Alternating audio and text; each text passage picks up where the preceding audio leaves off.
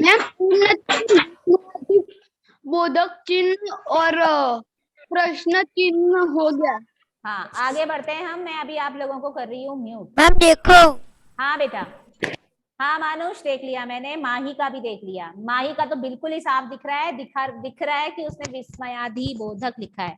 ठीक है, बहुत अच्छी बात है। सभी अपना काम टाइम पे करते हैं तो बहुत अच्छी बात है।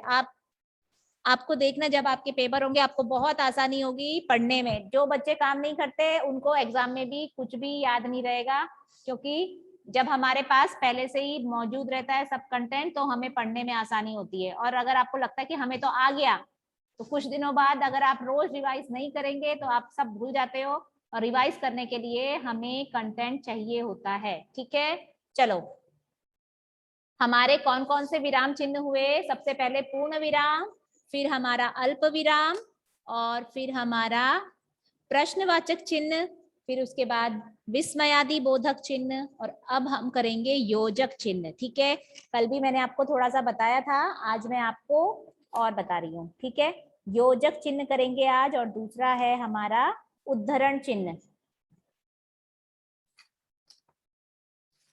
ठीक है, तो आज हम करते हैं योजक चिन्ह। योजक चिन्ह में हमारा 24 बच्चे आए हैं अभी। चलो शुरू कर ही देते हैं। योजक चिन्ह क्या होते हैं हमारे? जहां पर, देखो मैंने आपको कल भी बताया था, जहां पर जोड़े वाले शब्द होते हैं, जैसे कि माता पिता, भाई बहन, लड़का लड़की। ठीक है, दो शब्द हम जहाँ पे इस तरह से बोल रहे हैं, वहां पर बीच में क्या लगती है, छोटी सी लाइन जो होती है, उसको हम बोलते हैं योजक चिन्ह। यहाँ पे जोड़े वाली बात होती है, जैसे दाल भात या दाल चावल। ठीक है, अच्छा, इसके अलावा ये तो हुआ एक तरह के शब्द जो इसमें, जिसमें कि योजक चिन्ह लगते हैं। अब दूसरे तरह के कौन से होते हैं जिनमें योजक चिन्ह लगते हैं? वो है जैसे कि लगातार 2 बार आने वाले शब्दों के बीच में भी योजक चिन्ह का प्रयोग किया जाता है, जैसे कि साथ साथ, चलते चलते, जल्दी जल्दी, है ना, खड़े खड़े, बैठे बैठे। जब हम ऐसे कोई शब्द लिखते हैं तो उनमें भी बीच में हम योजक चिन्ह लगाते हैं। ठीक है, ये हुआ दूसरे तरह के जिसमें कि योजक चिन्ह लगते हैं। ठीक है, इसके बाद तीसरा चिन्ह, तीसरा चिन्ह नहीं, तीसरा तरह जिसमें कि योजक चिन्ह लगते हैं, वो कौन सा है? वो है किसी की तुलना करने या समानता बताने के लिए, वहां पर भी हमारे योजक चिन्ह का प्रयोग किया जाता है। जैसे कि हम बोलते हैं ना, प्यारा सा बच्चा, तो प्यारा सा, ये हम क्या कर रहे हैं? तुलना कर रहे हैं। तो प्यारा सा बच्चा, तो प्यारा सा के बीच में भी हमारा योजक चिन्ह लगेगा। मोटा सा भालू, ठीक है, क्या बोल रहे हैं हम? मोटा सा भालू, तो उसमें भी मोटा सा के बीच में क्या लगेगा? योजक चिन्ह। मीठी सी बोली, ठीक है, मीठी सी बोली, इसमें भी मीठी और सी के बीच में लगेगा योजक चिन्ह।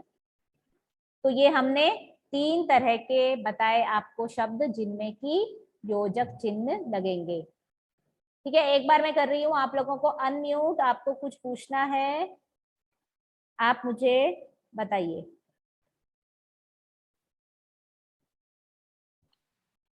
मैम योजक चिन्ह का मैंने एक्सक्लेमेशन मार्क।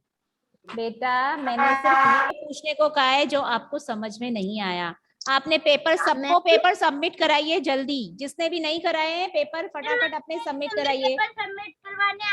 हाँ मैंने तो बेटा मैंने बातें करने ये नहीं पूछा है कि आपने कराए हैं कि नहीं, मैंने सिर्फ ये पूछा है कि जिसने नहीं कराए हैं वो करा दीजिए। ठीक है, अभी मैंने इसके बारे में जो आपको बताया वो समझ में आ रहा है आप लोगों को कि कहाँ लगता है योजक? एक्सक्लेमेटिव मार्क का मीनिंग योजक चिन्ह। नहीं नहीं नहीं, बेटा योजक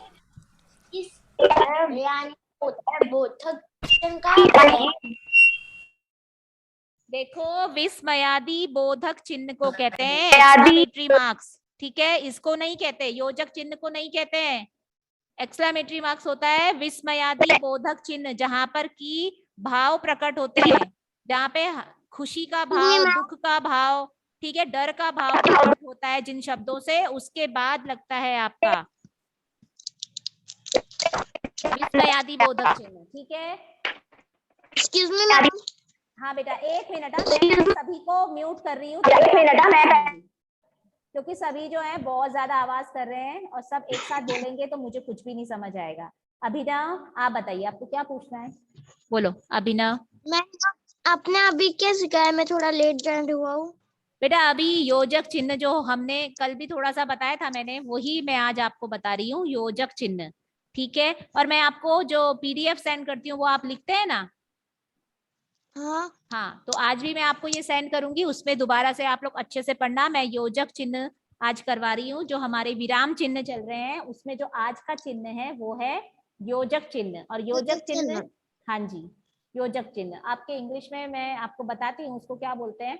ठीक है, हिंदी में उसको योजक चिन्ह बोलते हैं। वो एक छोटी सी लाइन होती है जो कि दो शब्दों के बीच में लगती है, जैसे कि मैंने आपको कल भी बताया था, जोड़े वाले जो शब्द होते हैं, जैसे माता पिता, दाल चावल, लड़का लड़की, भाई बहन, दादा दादी, माता पिता, ये तो मैंने आपको बोला ही। ठीक है, इस तरह के शब्दों में बीच में एक छोटी सी लाइन खींचते हैं जिसको कि योजक चिन्ह बोलते हैं। और दूसरे तरह के कौन से शब्द होते हैं जो कि एक जैसे होते हैं, एक जैसे मतलब दो बार जिन शब्दों का प्रयोग करते हैं, जैसे चलते चलते, साथ साथ, खड़े खड़े, बैठे बैठे, ठीक है, जल्दी जल्दी, इन सब के बीच में भी जो छोटी सी लाइन होती है दो शब्दों के बीच में, उसको कहते हैं योजक चिन्ह। ठीक है, इन शब्दों के बीच में योजक चिन्ह लगता है। ठीक है, और फिर तीसरी तरह का क्या बताया मैंने आपको, जैसे कि जहां पर समानता बताई जा रही है, प्यारा सा बच्चा या चांद सा चेहरा। ठीक है, तुलना की जा रही है, जहां पर इस तरह का आएगा, मोटा सा भालू, मीठी सी बोली, इनके भी बीच में मीठी सी, यहाँ पर एक छोटी सी लाइन आएगी, इसको योजक चिन्ह बोलते हैं। इनके बीच में भी योजक चिन्ह का प्रयोग किया जाता है। ठीक है, ये मैंने आपको तीन तरह के शब्द बताए हैं जहां पर कि योजक चिन्ह का प्रयोग किया जाता है। ठीक है, अच्छा, ओके मैम। हाँ, ठीक है। अच्छा, अभी मैं इसके कुछ उदाहरण हमने अभी तक जो जो करे हैं उसका मैं आज आपको वो भी भेजूंगी, एक वर्कशीट। ठीक है, वर्कशीट समझ लो, या इसके उदाहरण है, ये आपको करने हैं, आपको सही जगह पर इसमें विराम चिन्ह लगाने हैं। ठीक है, तो योजक चिन्ह आपका हो ही गया है। अब मैं आपको उद्धरण चिन्ह बताती हूँ। अब ये उद्धरण चिन्ह क्या होते हैं ये मैं आपको बताती हूँ। ये तो आपने बहुत यूज भी करे हैं, हालांकि नाम आपने जब उद्धरण सुना होगा आपने सोचा होगा कि पता नहीं कौन से चिन्ह है, लेकिन उद्धरण चिन्ह आप बहुत प्रयोग करते हैं। ठीक है, तो उद्धरण चिन्ह क्या होते हैं, हमारे इन्वर्टेड कॉमास। ठीक है, सबने सुना, इन्वर्टेड कॉमास जो होते हैं उसको हिंदी में कहा जाता है उद्धरण चिन्ह। देखो, जो हमारे इन्वर्टेड कॉमास भी होते हैं उनमें भी दो तरह के होते हैं। एक होता है इकहरा, यानी कि सिंगल। ठीक है, सिंगल सिंगल लगता है ऊपर, सिर्फ एक बार इधर और एक बार उधर। ठीक है, दोनों तरफ एक एक बार लगता है ऊपर। और एक होता है जिसमें कि डबल लगता है, डबल इन्वर्टेड कॉमास लगता है, डबल टाइम हम करते हैं। ठीक है, देखो अब चलो पहले मैं आपको बताती हूँ, फिर मैं आपको उसका करके दिखाऊंगी कि कैसे लगाएंगे। सबसे पहले जो हमारा इकहरा, इकहरा माने सिंगल, सिंगल जो हमारा इन्वर्टेड कॉमा है यानी कि इकहरा उद्धरण चिन्ह है, वो कहाँ पे लगता है, इकहरे उद्धरण चिन्ह का प्रयोग वाक्य में किसी शब्द पर जोर देने के लिए, यानी कि किसी शब्द को हाईलाइट करने के लिए किया जाता है। हाईलाइट समझते हैं ना, उसको मेंशन करने के लिए कि ये इस बारे में बात हो रही है। ठीक है, जैसे जब किसी कवि का उपनाम, पुस्तक का नाम, पत्र पत्रिका का नाम, लेखक लेख या कविता का शीर्षक आदि लिखना हो, वहां इकहरे उद्धरण चिन्ह का प्रयोग किया जाता है। जैसे शिक्षक ने सभी को बाल भारती पुस्तक निकालने के लिए कहा। ठीक है, ये मैं आपको पहला उदाहरण बोल रही हूँ, इसमें मैंने बाल भारती बोला है। ठीक है, लेकिन मैं आपको जैसे हमने लिखा यहाँ पर बाल भारती लिखा है, इसमें हमारी पुस्तक का क्या नाम है, रिमझिम। ठीक है, रिमझिम पुस्तक निकालने के लिए कहा, तो ये हमने लिखा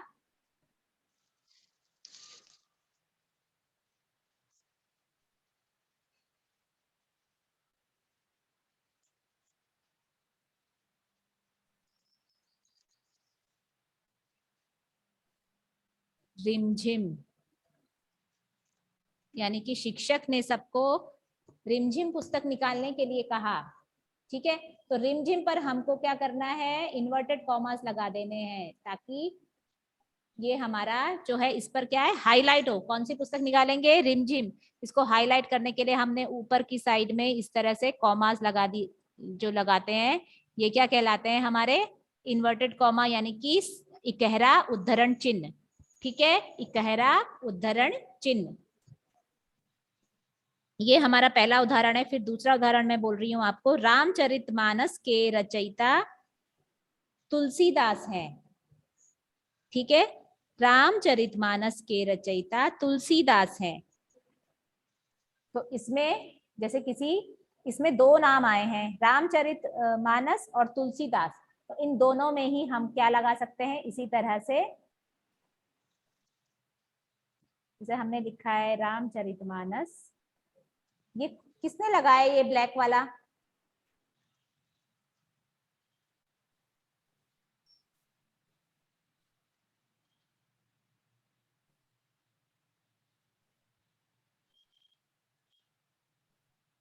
ठीक है, इसके ऊपर ये रामचरितमानस हो गया। इसमें भी हम इस तरह से, क्योंकि ये किताब का नाम हमको अपना हाईलाइट करना है, दिखाना है, तो जोर देना है इस पे, तो इसको भी हम इन्वर्टेड कॉमास में इस तरह से रख देंगे। ठीक है, तो ये बात समझ में आ गई ना सबको कि कहाँ पे लगता है हमारा उद्धरण चिन्ह, जहां पर हम किसी शब्द पे हमें जोर देना होता है, यानी कि हाईलाइट करना होता है, वहां पर हम इकहरे उद्धरण चिन्ह का प्रयोग करते हैं। ठीक है, इसके अलावा हिंदुओं का प्रमुख ग्रंथ महाभारत है, तो यहाँ पर क्या आएगा, महाभारत पर हमको ये उद्धरण चिन्ह लगाना है। ठीक है, ये मैंने आपके लिए उदाहरण दिए हैं और मैंने इसमें कर रखा है, ये आपको कराया ही मिलने वाला है। ठीक है, इसके बाद जो है दूसरा वाला है हमारा दोहरा उद्धरण चिन्ह। ठीक है, दोहरा उद्धरण चिन्ह यानी कि डबल वाला जो इन्वर्टेड कॉमास होते हैं, वो कहाँ पे लगते हैं, वो लगते हैं जब हम किसी और के द्वारा लिखे या कहे गए वाक्य या शब्दों को ज्यों का त्यों का मतलब समझते हो आप, ज्यों का त्यों क्या होता है, किसी को पता है तो अपना हैंड रेस करो। ज्यों का त्यों लिखने के लिए अवतरण चिन्ह का, दोहरे उद्धरण चिन्ह का प्रयोग किया जाता है। इसको अवतरण चिन्ह भी कहते हैं, लेकिन आप उद्धरण चिन्ह ही कहना, तभी आपको वो याद भी रहेगा। किसी को नहीं पता है ज्यों का त्यों क्या होता है, एक का भी मुझे हैंड रेज नहीं दिख रहा है। अच्छा, यहाँ पर है 3 जन का, 4 जन का है। ठीक है, मैं पहले अथर्व से पूछती हूँ। अथर्व, क्या होता है बेटा ज्यों का त्यों? नहीं, वो मैम गलती से हो गया था मैम, रीजन। अच्छा, आरव, गलती से हो गया था तो नीचे तो कर लो, अब तो गलती हो गई खत्म, अब बंद कर दो, नीचे कर दो, ताकि मुझे तो पता चले किसको आता है। आरव, हाँ, क्या होता है बेटा ज्यों का त्यों, क्या होता है?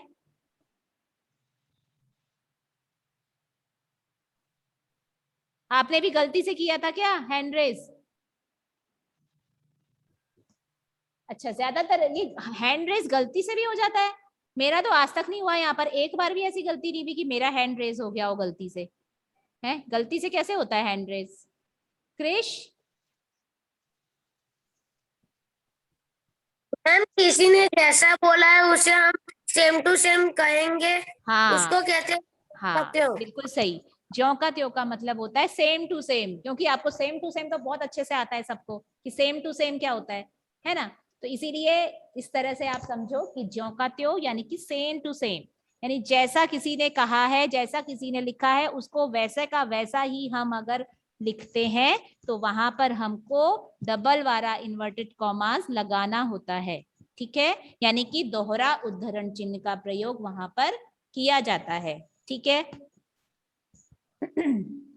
जैसे हमारे स्लोगन्स होते हैं, ठीक है। जैसे स्वामी विवेकानंद ने कहा, उठो आगे बढ़ो, अज्ञान का अंधकार दूर करो, ठीक है। तो ये किसकी कही गई बात है? ये विवेकानंद जी की कही गई बात है। तो इसको हमने जैसा उन्होंने कहा था वैसा ही हमने लिखा। तो हमें इसके दोनों तरफ जो उन्होंने बात कही है, जो उनका स्लोगन है, ये इसके दोनों तरफ हमको डबल वाला यानी कि दोहरा उद्धरण चिन्ह लगाना है, ठीक है। अच्छा एक मिनट, मैं आपको इसमें देखते हैं क्या इसमें दिखता है आपको, इसमें आपको दिख रहा है क्या बेटा? आपको सीधा दिख रहा है क्या? मुझे तो उल्टा नजर आ रहा है उसमें। मैं आप एक मिनट पहले मुझे सबको, किसको करूंगी मैं अनम्यूट? सबको तो नहीं करूंगी यस मैं। मैम दिख रहा है। यस मैम दिख रहा है। दिख रहा है ना? हाँ अभिनव, तो ठीक है, ये दिख रहा है। तो अब आप देखो मैंने क्या लिखा है, स्वामी विवेकानंद ने कहा उठो, देखो कहां पर लगाया है, इन्वर्टेड कॉमास दिख रहा है सभी को। उठो आगे बढ़ो और क्या है, अज्ञान का अंधकार दूर करो। तो यहाँ पर हमने इस तरह से इन्वर्टेड कॉमास का प्रयोग किया, ठीक है। समझ में आया बात? अच्छा अभी देखो दूसरा क्या है, गांधी जी ने कहा है करो या मरो, ठीक है। तो ये क्या है, गांधी जी की कही गई बात है, जो हमने जैसी उन्होंने कही थी वैसी ही हमने लिखी है। तो इसके भी दोनों ओर हमने इन्वर्टेड कॉमास लगाए हैं, यानी कि दोहरा उद्धरण चिन्ह लगाया है। तो दोहरा उद्धरण चिन्ह कहाँ लगाया जाता है? जहां पर कि हम बात को ज्यों का त्यों यानी कि सेम टू सेम हम उसको लिखते हैं, वहां पर हम दोहरा उद्धरण चिन्ह लगाते हैं, ठीक है। सबसे पहले तो अभी मैं कर रही हूं सभी को अनम्यूट, ठीक है। गहरे उद्धरण चिन्ह में हमें जब किसी बात पर ज्यादा जोर देना है, जोर देने का मतलब हाईलाइट करना है, हमें कोई शब्द जो है हाईलाइट करना है, किसी शब्द पर हमको ज्यादा जोर देना है, तो उस शब्द को हम यानी उस शब्द के दोनों तरफ हम सिंगल वाला यानी कि इकहरा उद्धरण चिन्ह लगाते हैं। जैसे किसी पुस्तक का नाम, जैसे किसी लेखक का नाम, ठीक है, या किसी शीर्षक का नाम, शीर्षक कहते हैं टाइटल को। हमने कोई कविता लिखी, ऊपर हमने उसका शीर्षक लिखा, तो शीर्षक के भी दोनों तरफ हम इकहरा उद्धरण चिन्ह लगाते हैं, ठीक है। हमें किसी खास कविता के बारे में बताना है, कोई भी चीज हमको खास तरह से बतानी है, यानी कि हमें उस पे उसको हाईलाइट करना है, उसको उस पे जोर देना है, तो उसके दोनों तरफ हम इकहरा उद्धरण चिन्ह लगाएंगे, ठीक है। ये हो गया हमारा इकहरा उद्धरण चिन्ह। फिर जो हमारा दोहरा उद्धरण चिन्ह है वो कहाँ पे लगता है? दोहरा उद्धरण चिन्ह लगता है जहां पर हम किसी की बात को वैसे का वैसा यानी कि ज्यों का त्यों सेम टू सेम वैसा ही लिखते हैं। तो उस बात के दोनों ओर हम डबल इन्वर्टेड कॉमा यानी कि दोहरा उद्धरण चिन्ह लगाते हैं, ठीक है। नक्श क्या बात समझ में आई?